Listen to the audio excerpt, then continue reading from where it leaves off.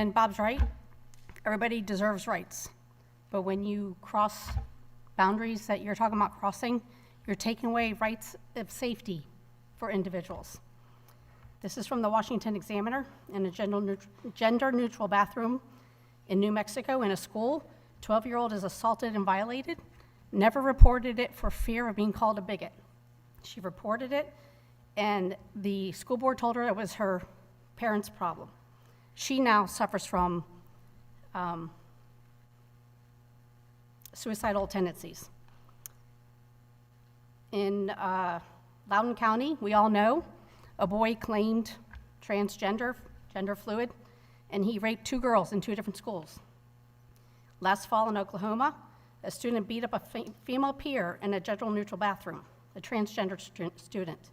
In April, in California, a student fought his female peers. He already had complaints against him of showing his genitals in the women's locker rooms and bathrooms. This is ongoing as well. By one-siding the issue with the assumption that you're protecting all is wrong. By making sure a select few feel safe and not considering the rest of the students is selfish. By allowing the use of bathrooms by whoever wants to use them based on how they feel that day is immoral.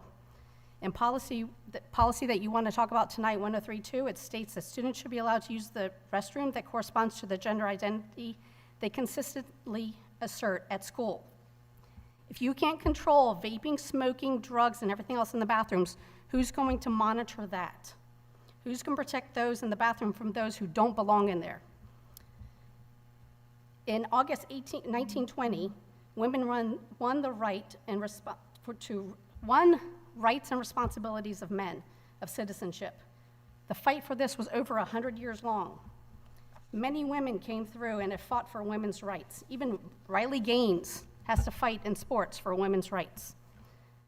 I registered Democrat originally, many, many years ago, to support women's rights. For other reasons, I've re-registered as Republican. Again, I'm fighting for women's rights.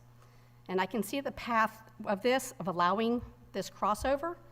You're gonna have men in women's restrooms, you're gonna have men in women's locker rooms, you're gonna have men in women's sports. You're eliminating women from their safe spaces and competitions because the biological male makeup does not compete with the women's biological makeup. You want equality? Stop it here. Vote the right way. Protect women's safety and future rights right here. Thank you. Janice.